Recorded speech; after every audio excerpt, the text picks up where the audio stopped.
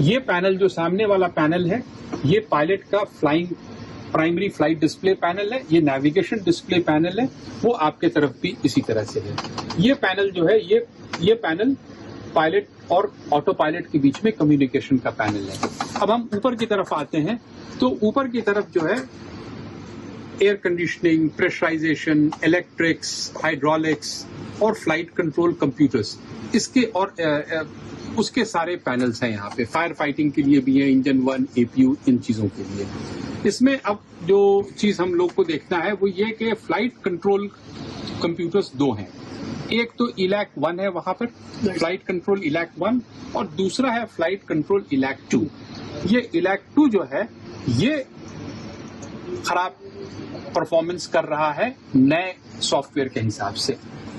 इसका काम यह है कि पायलट के कंट्रोल इनपुट्स को सही तरीके से कन्वर्ट करके सरफेसेस में जाकर के उसका मूवमेंट करे ताकि जहाज में ये हो। ठीक है। इसका एक और काम है कि फ्लाइट कंट्रोल सिस्टम में किसी भी तरह का फॉल्ट हो तो उसको मॉनिटर करता है, और अगर कोई फॉल्ट अगर उसने वो देखा तो वो आपको बताएगा इस तरह से कि कोई फॉल्ट है हमारे इस सिस्टम में। तो पायलट जो है इसका चेकलिस्ट करेगा, और जो सिस्टम बचा हुआ है, इलैक 1 बचा हुआ है, ये इलैक 2 फॉल्ट यहाँ पे आया है, और ये सिस्टम बता रहा है क्या क्या सिस्टम काम करेगा नहीं करेगा। तो पायलट जो है इलैक 1 पे ही जहाज बिल्कुल नॉर्मल की तरह उड़ सकता है। इनफैक्ट अगर इलैक 1 भी अगर खराब हो जाए तब भी पायलट जहाज को लेकर करके सेफली ग्राउंड पे आ सकता है। यहाँ पे प्रॉब्लम कंप्यूटर के फेलियर का नहीं है, यहाँ पे प्रॉब्लम ये है कि ऐसी कोई वार्निंग पायलट को नहीं आती है, और ये इलैक सिस्टम बोलता है मैं तो बिल्कुल ठीक हूँ, और जहाज जो है वो पायलट के इनपुट के बिना मूवमेंट करने लगता है। ठीक है। तो पायलट को कंट्रोल करने के लिए एक तो कंट्रोल कॉलम हो गया, ये कंट्रोल स्टिक हो गया, और दूसरा ये थ्रस्ट लीवर का प्लेस हो गया। इससे इंजन 1 और इंजन 2 को हम पावर देते हैं। ठीक है। और ये हमारा रडर है, इस पे हमारा ब्रेक्स वगैरह हम यूज करते हैं जिससे कि ये होता है। अदरवाइज हमारे पास ऑटो ब्रेक सिस्टम भी है। जनरली जब हम टेक ऑफ करते हैं तो हम ऑटो ब्रेक्स को मैक्स में करके रखते हैं, ताकि अगर हमें रिजेक्ट करना है तो एक खुद ब खुद मैक्सिमम ब्रेक लगा लें। तो अब हम लोग जो है जहाज को हम स्टार्ट करते हैं, और हम लोग फिलहाल अगर आप बाहर की तरफ देखेंगे तो ये हांगकांग का एयरपोर्ट है। हम रनवे 07 पे हैं। ठीक है। और हांगकांग के एयरपोर्ट की खासियत ये है कि यहाँ पे पहाड़ भी है और समुंदर भी है। तो चूंकि हमारा पर्पस यहाँ पे ये है कि जितने लोग नॉन एविएटर्स हैं उनको मैं पायलट की सीट पे बैठा करके फ्लाइंग करने का एक्सपीरियंस दूं, ताकि वो एविएशन से जुड़े, और एविएशन से रिलेटेड जितनी भी तरह की गलत रिपोर्टिंग होती है उसको हम यहाँ पे आकर करके और लोगों को बताएं कि ये है, और फ्लाइट कितना सेफ है वो हम दिखाते हैं। तो अब इसके बाद अब हम लोग एक बार टेक ऑफ कर लेते हैं। उसके बाद मैं आपको वो फॉल्ट दिखाता हूँ कि वो जहाज किस तरह से करता है, और उसको रिकवर करना कितनी जल्दी करना चाहिए, और पायलट के लिए वो कितनी चैलेंजिंग चीज होती है। ठीक है। तो चलिए, आपको मैं जहाज को आप उड़ाएंगे सर? अच्छा, ठीक है, चलिए। तो अब तो ये जहाज जो है रनवे पर है, और हम जो है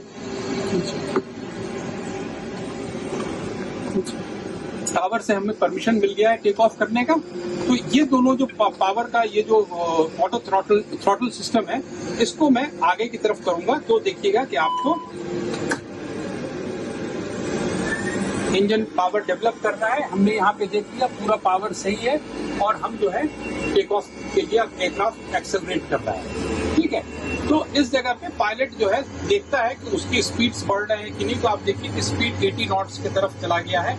हाँ, अब 100 हो गया है, और इसको हम एक करीब 140 से 150 के स्पीड पे जब ये पहुंच जाएगा तो हम जहाज को ऊपर उठाएंगे। तो अब आप बाहर की तरफ देखिए, पायलट जो है जब स्टिक को पीछे की तरफ ले जाता है ऐसे करके, तो नोज ऐसे ऊपर की तरफ आता है, और हम जो है जहाज को एयरबोर्न कर लेते हैं। जब जहाज एयरबोर्न हो जाता है तो पायलट का पहला काम होता है पॉजिटिव रेट चेक कर करके गियर को ऊपर करना। ठीक है। और उसके बाद पायलट जो है एयरक्राफ्ट को इसी एटीट्यूड पे ऊपर लेकर के जाता है। हमने यहाँ पे 2000 फीट डाल रखा है। ठीक है। तो एयरक्राफ्ट जो है वो 2000 फीट तक ऊपर जाने का ये करेगा। एयरबस ने प्रॉब्लम को आइडेंटिफाई किया और उसका सोल्यूशन दिया। ठीक है, तो सेफ्टी के लिहाज से it's a very good thing और पैसेंजर्स को इससे काफ़ी कॉन्फिडेंस मिलेगा कि एयरक्राफ्ट जो है वो बहुत सही है। और एयरबस 320 जो है वो दुनिया का सबसे पॉपुलर जहाज़ है, 12,000 जहाज़ उड़ते हैं, तो इसकी इंटीग्रिटी का होना एयर ट्रैवल एविएशन एयरलाइन के लिए बहुत ज़रूरी है। एयरबस के डिसीजन ये इम्पैक्ट ज़रूरी था और सेफ्टी के लिहाज से है, तो उसके वजह से जो डिले हो रहा है और जिससे कि पैसेंजर्स को बहुत इनकन्वीनियंस का सामना करना पड़ रहा है, तो वो एक प्रॉब्लम है, लेकिन इस प्रॉब्लम को जो सोल्यूशन दिया गया है उसके अलावा और कोई रास्ता नहीं है। सर, डीजीसीए ने डेडलाइन जारी किया है। बहुत अच्छा, डीजीसीए ने एक तो डेडलाइन बहुत स्विफ्टली जारी किया है, आज सुबह का सुबह आ गया था और सारे एयरक्राफ्ट में जो चीज़ सही करनी थी वो होनी शुरू हो गई हैं। तो सेफ्टी के लिहाज से we are at the top of the world. हम लोग जितने अच्छे से जहाज़ को मेंटेन कर सकते हैं और जितने अच्छे से सारे एडवाइजरी डायरेक्टिव्स को फॉलो कर सकते हैं, इससे फ्लाइट एविएशन में लोगों को बहुत कॉन्फिडेंस मिलना चाहिए।